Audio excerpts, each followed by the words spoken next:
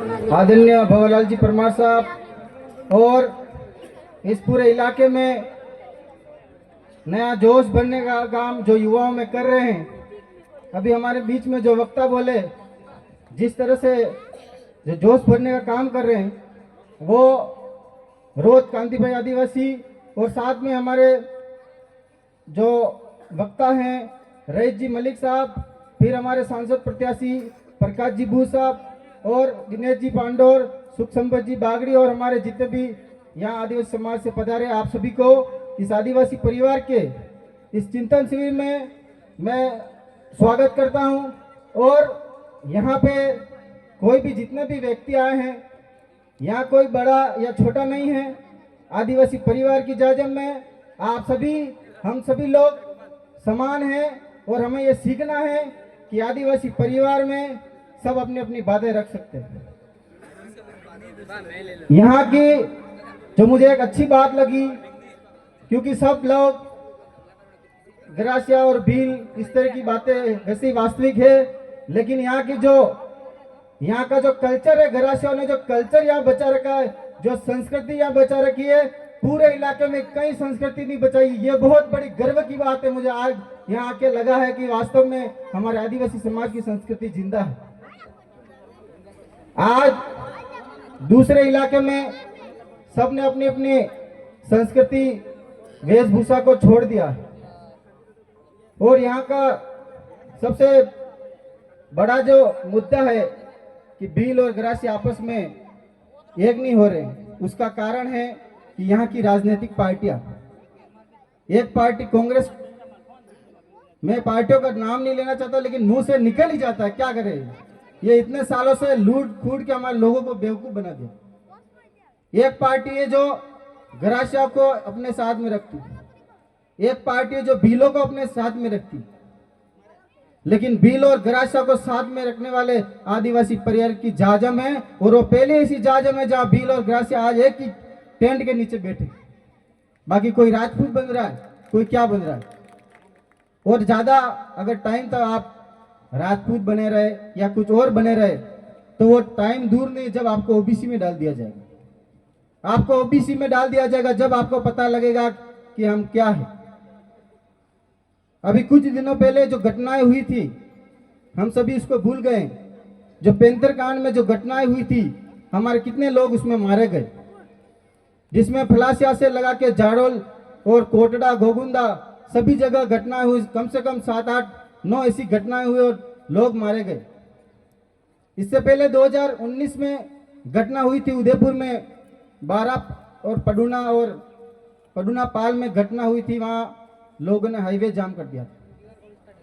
उस समय पेंथर किसी आदमी को क्योंकि जंगल में तो आदिवासी उधर ही रहता है तो उनको ही मारते हैं, तो आदिवासी मरता है तो 1 लाख रुपए उस समय आदिवासी की कीमत थी। 1 लाख रुपए उस समय मिलते थे। तो आदिवासी परिवार के विचारधारा ने सिखाया कि अपने हक के लिए लड़ना, बोलना, अगर आपको गलत लग रहा है तो। उस समय 2019 में मात्र कुछ ही कार्यकर्ताओं ने मिलकर आवाज उठाई कि हमें ये मुआवजा मिलना चाहिए, बढ़ना चाहिए। 1 लाख से कम 20 लाख और सरकारी नौकरी होनी चाहिए।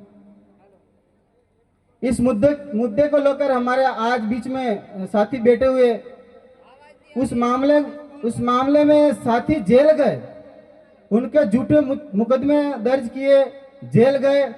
और जहां हाईवे जाम हुआ था तो उस हाईवे जाम के बाद जो आज 5 लाख रुपए मिल रहे हैं, पेंथर कांड में आज 5 लाख रुपए मिल रहे हैं, तो उस समय उस हाईवे जाम किया था और आदिवासी परिवार के कार्यकर्ता हमारे बीच में बैठे हैं। वो जेल में गए थे, 2 महीने 3 में सेंट्रल जेल में रह के आए थे। उसके बाद 5 लाख रुपए आज आदिवासी परिवार के जो मर जाता उनको मिलते हैं। लेकिन मैं आपको कहना चाहता हूं कि 2019 में 5 लाख रुपए हुए थे, तो आज जहां भी घटना होती है, अगर हम लोग एकजुट नहीं होते हैं तो 5 लाख 10 साल बाद ही 5 लाख देंगे। और अभी कितने जने मर गए। अभी बड़गांव में एक घटना हुई थी, खेत में मर गया, उसको 27 लाख रुपए दिए थे, क्योंकि वो अलग समाज का था, अलग समाज से आता था और उनकी समाज में एकता थी, लेकिन हमारे समाज में वो एकता नहीं है। तो कोई भी काम करने से पहले अगर कोई भी हमें समाज में क्रांति लानी है, जागरूकता लानी है और हक अधिकार लाना है, तो हमें सबको एक जाजम के नीचे आके बैठना पड़ेगा। मैंने जो पैंथर कांड का जो उदाहरण इसीलिए बताया कि हम एकजुट होंगे तो आने वाले समय में जैसे सरकारी कर्मचारी अधिकारियों के 5 साल में पीए डीए फलाना ढींगा करके जो पेमेंट में बढ़ोतरी होती है, तो हमारे लोगों के लिए भी पैसा बढ़ना चाहिए। जो हमको आज 5 लाख दे रहे हैं, तो आज आने वाले समय में आप एकता करो 20 लाख रुपए लेके उठेंगे और एक सरकारी नौकरी भी लेके उठेंगे अगर आप एकता करोगे।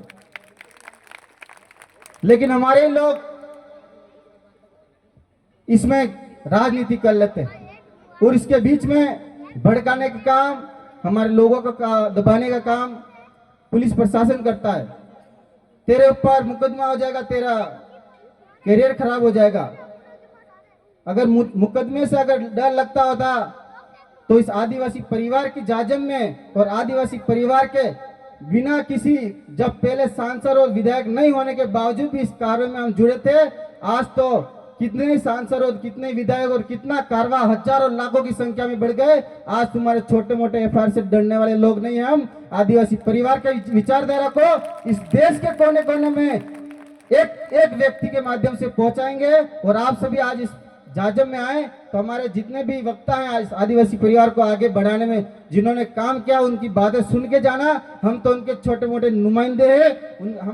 हमारे उनके मैसेज हमारे माध्यम से हम आपको पहुंचाना चाहते हैं। आपको खूब खूब धन्यवाद, आप यहाँ पधारे, आपने हमारी बातों को सुना। एक बार आप नारा लगाएंगे, जय जोहर का नारा है, भारत देश हमारा है। जय जोहर का नारा है, भारत देश हमारा है। जय आदिवासी, जय भील प्रदेश। बहुत खूब अमित भाई, बहुत बहुत धन्यवाद। ये मंच जहाँ एक छोटे से बच्चे ने अभी आदिवासी संस्कृति की झलक दिखाई दी, जहाँ आने पर अच्छे अच्छों के पैर कप कप आते हैं ना,